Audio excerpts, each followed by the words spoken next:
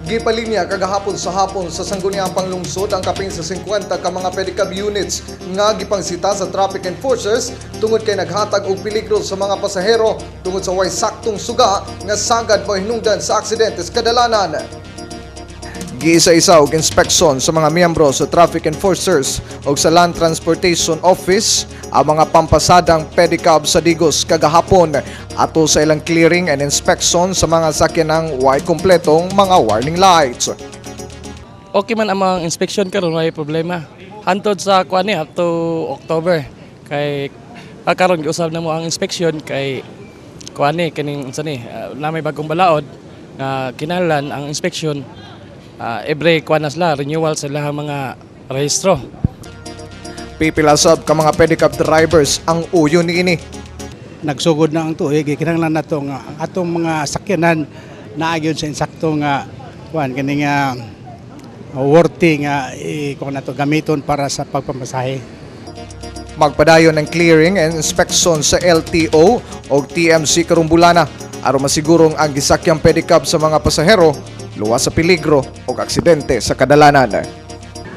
Ang ano sa karsada, pasahero man, so kini nga itong gibuhat karon para sa pasahero gini siya. Gireklamo karon sa mga choir sa San Isidro Cathedral ang parokyanong si Father Bong Galufen. Human kini sila kalit nga gipantaktak sa maong pare isip mga choir sa maong simbahan.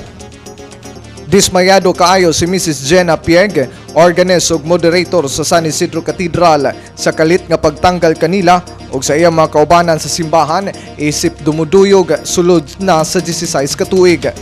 Pila na mi katuig. Ako 17 years na ko nagserbi ani simbahana. Akong sakripisyo, ang mga sakripisyo sa mga batas pag-practice lang mo pag-practice sa amo ang kanta nga niuna niya kasayon-sayon og kuan. Matod ni Jenna, wa ko naigong basihan ang pare ug nganong pulihan sila sa laing grupo. Nakuratan na lamang nga lahi na ang minduyog sa misa sa simbahan. Ilahang karapatan sa simbahan kay ato man ni nga parokya. Dili man siya ang atong serbihan, dili pare, dili tawo, kundi ang Ginoo. Among gisulayan og kuha ang panig ni Father Bong Galufen. Apan wa kini sa parokya ug mismo ang sekretary ranini ang mingatubang kanamo. Murag karon murag naguul gani mi kay amo ang ginahimo diha murag nawala gani siya. Nasubo jud kay syempre pila na katuig sinerbisyo din sa simbahan niya.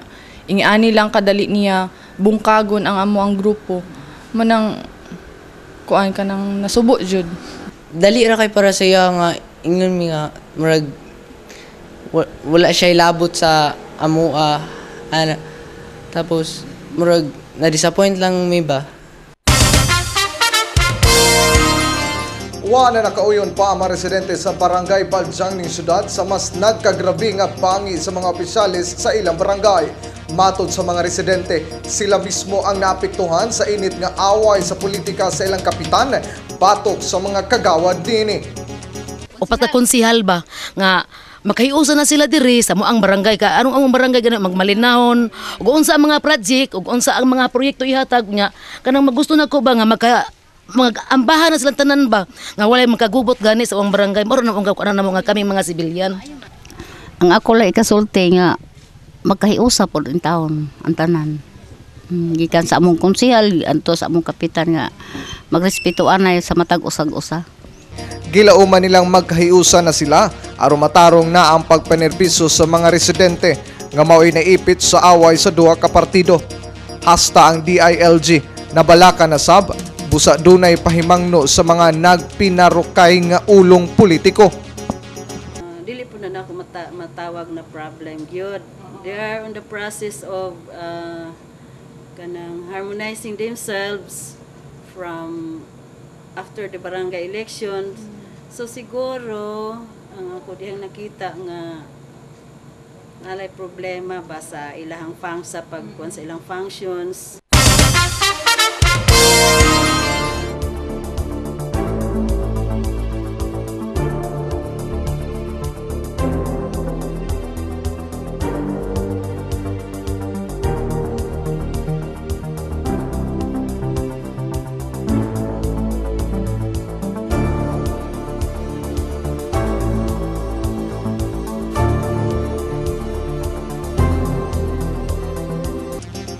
Sunay may galang sa di pa may manamilit ang amo aday mainito pagtibaya sa wedding anniversary sa amo ang kapatid nga si Mambeng o si Woody Cabardo.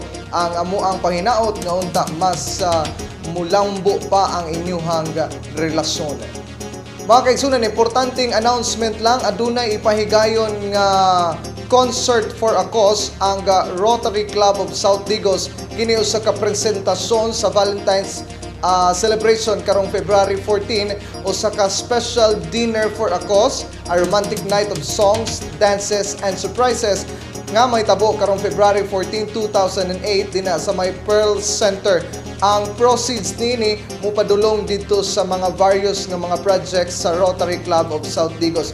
Busa kung interesado kamo sa special dinner for a cause, ang ticket nga nagkantidad og 250 pesos pwede nang mapalit din na sa Pearl Center o dinhi sa Digos Cable Office. Mga kaigsunan, gato naglangkob sa itong mga balitag impormasyon karong gabiuna sa ngalan sa kinatibukang puwersa sa Digos Cable TV News and Current Affairs. Ako si Ayan Heron. Kami ay yung nahimong tigbalita sa kamaturan hangtod sa Biyernes puhon. Inumdumi, nimbagong tuig, walay balita kung walay detalye.